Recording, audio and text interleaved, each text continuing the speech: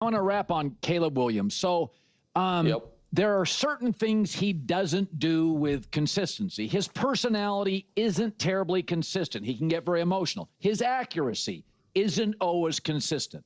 And my feeling is on Caleb Williams, unlike Brady, where you know exactly what you're getting, and kind of like Jalen Hurts, you kind of know what you get and know what you don't get. Caleb is a bit of a roller coaster, personality, accuracy. So as I watched him eat the Cowboys for lunch, my take is he's going to come out this week and he's going to struggle. And you just have to come to terms with he has all this horsepower. But what Josh Allen has done to eliminate the reckless, I don't think he can do. I think they're different personalities. And as I watch Caleb, I'm like, we just have to get comfortable with the fact that he is going to drive Ben Johnson crazy about every other series. I watched Ben Johnson's body language. Caleb drove him crazy 6 times. And maybe that's just what he is. So, well, listen, it took Josh Allen 6 years to stop being a roller coaster. A guy who right now I think is in the midst of it is Jordan Love, who when he's good, he's great, and when he's bad, he gives the game away to the Browns. You know, so that can be a process. I don't necessarily agree with you, Colin, that I think this week Caleb's going to have a down game. Where I do agree with you is he seems like, because of the right now, I would say, this sounds too harsh, and I don't mean it to, but emotional immaturity. Just the fact that he kind of lives and dies with each play. Yes. That I think that he is the type of player who, when he is having a great game, it's going to lead to a greater game. And if he misses a few throws, it can snowball against him. So I think a lot of it has to do with how a game starts, and then does he avoid a pitfall early, and then it can be a game like we saw this weekend. So, but I also think there is a huge opportunity for the Bears this weekend. They play the Raiders, then they have the bye. Yeah. If they can beat the Raiders and even themselves at 2-2, then they have the bye. Then the next week, Colin, is the game against the team that ended their season last year effectively in the Commanders and Jaden Daniels. They'd be coming off a bye. They'd be 2-2. So I think this is a critical spot for Caleb and Ben to beat the Raiders, steady yourself, have 2 weeks to have that, Caleb versus Jaden, Bears versus Commanders game, and then see where he's at. But I do think it's going to be fits and starts. But you've seen already through 20 games of the kid's career, the overall talent level is so high that even if he doesn't fully tighten up everything else, his floor is going to be relatively high.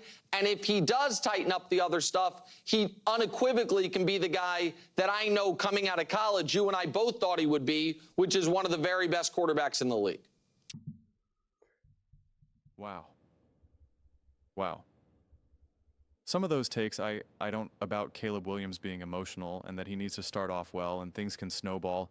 Caleb Williams has not shown any of that, at all. But before we get started, please do consider subscribing. I just had an aha moment, I really did, and I'm so fired up. I'm done messing around. So please do subscribe. Watch this video all the way through. It really helps me tremendously. I am on a mission right now. I want to get to 100,000 subscribers. I want to get 10,000 subscribers for each team because I just want to be able to create the best possible content for each team out there that I possibly can. And I'm starting with the teams that I actually genuinely care about, teams that I really, really want to talk about, I'm reaching out to the Bears. I'm reaching out to the Seattle Seahawks. I'm reaching out to the Eagles, to the Commanders. These are the teams that I know. These are the teams that I want to talk about the most. This is the fan base that I rely on to watch the videos, to comment, to really build the foundation of this community. So please do it, because again, I'm making this video in the middle of the night, and I'm just enough. My mind is racing with all the takes that we hear, and you can always trust that I keep it 100%, that I'm not here to try to manipulate a take, to try to just say, Caleb Williams is the greatest quarterback ever. Caleb Williams is the worst quarterback ever. It's like, here is for nuance, here is for reality, here is to find the truth of the moment and not just whatever, right? Whether you agree with me or disagree with me, you can always trust that I'm at least giving it as truthfully as I see it. So please do subscribe. I'm just, I'm enough. I just want to get after it, and I can only do that with the help of you guys. But this idea that Caleb Williams is emotional, I'm emotional. You see me being emotional right now. Like, I don't understand what people are inventing about Caleb Williams. He's emotional. He's this, if he doesn't get off to a good start and if things aren't going off too good, they can snowball. Caleb was missing throws even in a great game against the Dallas Cowboys. That didn't snowball. That didn't derail him.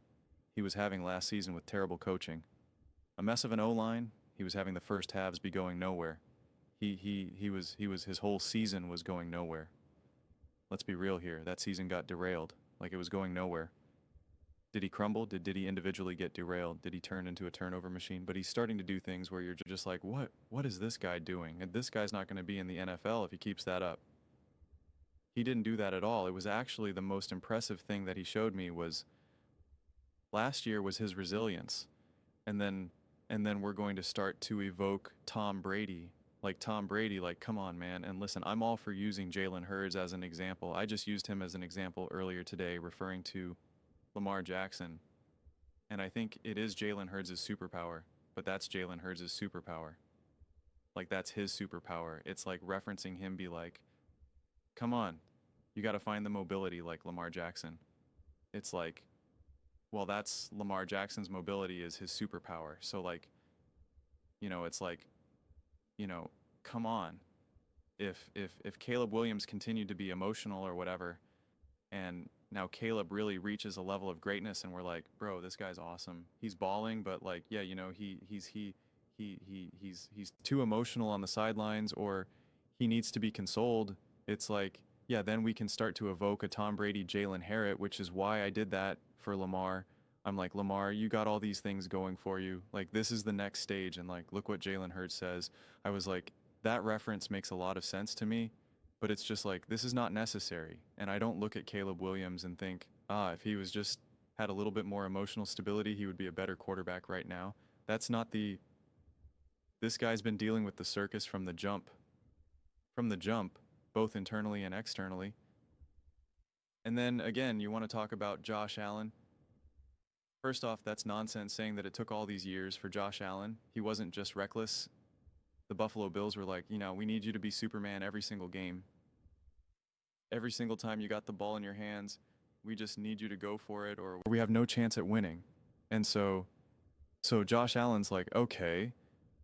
But when he actually had a smart coach, when he had a great coordinator, whether Brian Dable or Brady, like, then they were like, hey, we can play more balanced football. It wasn't like just like he was just randomly reckless just for fun. And now Caleb is very fortunate to have a Ben Johnson, and Caleb's not reckless. And if anything, the better argument, and I pointed this out to you all a couple days ago because it was in the most recent Buffalo Bills game against the Miami Dolphins.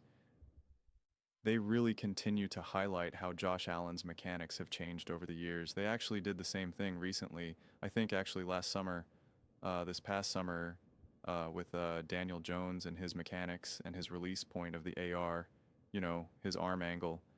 And they were showing with Josh Allen, like, how his shoulders were and how he's getting more power from his lower body. For those of you who don't know, like, all the power really comes from your lower body. Coaches always say, like, here, sit in a chair and try to swing a bat or throw a ball. See how far you can throw it. You can't really throw it that far. It all comes from the thighs, all comes from the lower body. It's like an old coaching trick, and it's true. And so, you're showing him how he's being more explosive with his hips. And, and again, how his shoulders are more balanced. And so he's able to deliver the ball more accurately. And so it's like all of that is a skill set that he can learn. And then just saying, like, I don't think Caleb Williams has that in him. Like, what are you like when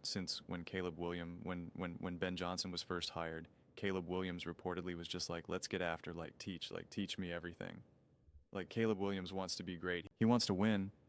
And again, I'm not going to tell you and pretend to like the most perfect mentality or that from an emotional standpoint, he's just like this. Like, I'm not saying that either, but like they're acting like this is Baker Mayfield year one, or like Baker Mayfield's still like yelling and chirping at people, and I'm like, I don't got time for that nonsense. And we're you know, Lamar Jackson to this day is still slamming the football on the ground when he gets sacked, or he legitimately needed to be consoled on the sideline against the Detroit Lions. Like, I find that concerning. I find that actually like genuinely concerning, because it's like, well, you are the leader. Like, you are a seasoned veteran, like you are elite, you are special. Like, nobody's got time for that. And Caleb Williams has plenty of growth in that aspect of his game, but it's not currently a liability for him. It's not currently an issue. Did you see Trevor Lawrence to his new coach, Liam Cohen, literally be like, whatever, man? Like, his coach was literally saying like, yeah, hey, you made the wrong type of throw. For those of you who don't know, maybe, you know, for when you're a quarterback, there's different types of throws, right? Sometimes it's going to be like, when certain things happen, it's either going to be like a back shoulder. Sometimes it's going to be more of like a line drive type pass, or you're going to have to get a little bit more air on. There's all different types. It's not like, hey, I see a guy there and I just throw it. It's different types of throws. And so, you know, in a nutshell, Liam Cole was like, hey, like you threw the wrong type of throw in this moment. Like, you know, hit him in the chest right here and this at this, you know, for that. And Trevor Lawrence was just like, yeah, whatever. And just completely like, I don't got time for you. And it was just like, are you this is the coach who's trying to save your career right now? If it doesn't work with Liam Cohen, then Trevor, you don't work with the Jacksonville Jaguars. You're not inevitable at this point. People have more belief in Liam Cohen than they do you. And it's just like, that's not the energy that we get from Caleb Williams. That's not what we get the energy. But again, you know what? I will say this about Caleb. Heavy is the head that wears the crown, though, because think about it. No one's talking about Trevor Lawrence. They were both set up to be generational talents. They were both set up to be the, you know, one of the greatest #1 overall pick, franchisee defining quarterbacks. And like, no one's talking about Trevor Lawrence because like nobody cares. Nobody cares. Not only because it's Trevor Lawrence, also the Jacksonville Jaguars, but if Trevor Lawrence even played for the Chicago Bears, I don't think anyone would care that much, honestly. I really don't. I really don't. We don't talk about Justin Fields when he was with Chicago as much as we talk about Caleb Williams. So people still see the greatness in Caleb. So I think it ends up being a net positive. Honestly, I really do. I think it's a net positive. But regardless, yeah, Caleb still has plenty of work to do. Plenty, you know, I answered this question before. Did Caleb quiet the critics with this one? Like, not to me. Number. I think what he did against the Dallas Cowboys, like, and I was very clear about this. It's like, I expect him to do that. I know he can do that. That was not a critic quieting game for me. You know, I expect him to be able to hit men who are wide open in the NFL. And I know Ben Johnson can scheme guys wide open with the best of them. Like, there's not a single doubt in my mind about that. But yeah, there are things that do drive Ben Johnson crazy, and Caleb is still missing opportunities and is still, you know, being a little bit inaccurate. Like, I rather him be inaccurate for wide open throws than just not seeing the wide open, not seeing the right throw, because that drives people, that drives coaches like even more mad. That's harder to teach if you're with a degree of consistency, just missing the guy that you should be throwing it to, which was highlighted a little bit more with, I think it was with Troy Aman. He was calling that game. That's a lot harder to fix. That's a lot harder to fix. But if you're now making the right read and the right throw, but it's just being a little bit, you know, just not as accurate, that to me is a much more solvable problem than anything else. It's why Sean Payton was like, get rid of Russell Wilson. Like, he's not even making it's not that he's delivering these throws inaccurately. It's like, I'm setting him up for a throw, and he's just not even seeing it. Like, it's not even on his radar. Like, there's nothing at this point in your career. There's nothing I can do to help you. And so, you know, that's really what that's what I liked most about at least the Dallas Cowboys game, It's not the total yards, not the total touchdowns, like, you know, those types of stats come and go all day. You can have a much better game than Caleb's box score and throw for 210 and 1 touchdown, honestly, right? So it's never, to me, just about these bottom line stats, especially when you're talking about clearly a pretty terrible Cowboys defense.